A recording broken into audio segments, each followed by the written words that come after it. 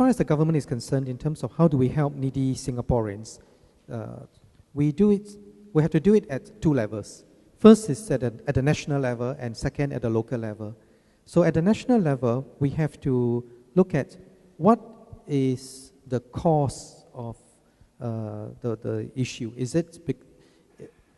the resident needy because he cannot find jobs, or is it because he's unwell or he's elderly and so on? And for each of this, we need fairly targeted approach. So the first and most important thing is that if a resident is not able to find a job, for instance, the best way for us to help a needy resident is to help him find a job. And that's where we mentioned about all the upgrading schemes, all the training schemes that have been put out. But over and above that, we also have a number of Singaporeans who are in a low-wage category. And that's where the NTUC has been doing quite a lot of work on the progressive wage scheme. And then this year, we have the Workfare Income Supplement, which provides for a top-up of the salary of our low-wage workers. Right? There's also a Workfare training scheme to help workers upgrade their skills so that they can access better jobs. And then you can move up, in terms of productivity. And then there's also the wage credit scheme. The wage credit scheme is to encourage employers to be more productive, to use their workers more productively, and in the process, we can help to raise the wages of our workers. Right?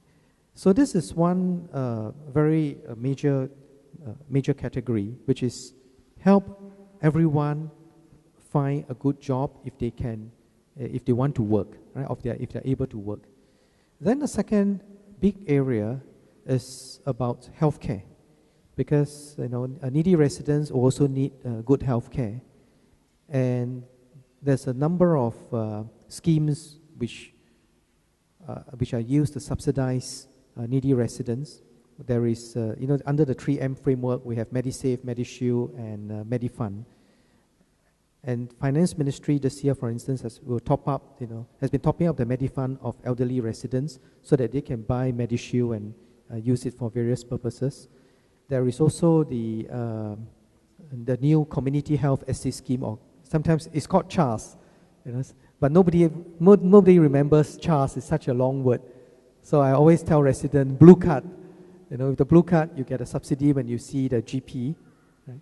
And we'll be expanding hopefully a number of GP clinics that come on board the scheme. But at the same time, as the population ages, the government recognizes that we also need to do more to help our residents.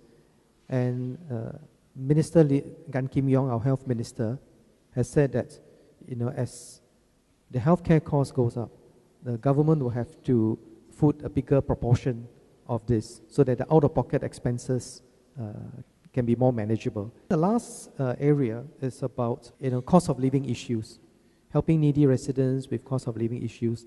So GST voucher, which has been made permanent in this year's budget, right? USAVE rebate, service and conservancy charges rebate. So you see, for this year, the government will be paying for 3 months of your service and conservancy charges for 3-room flats, right? And so those are practical ways for us to help residents cope with the higher costs of living.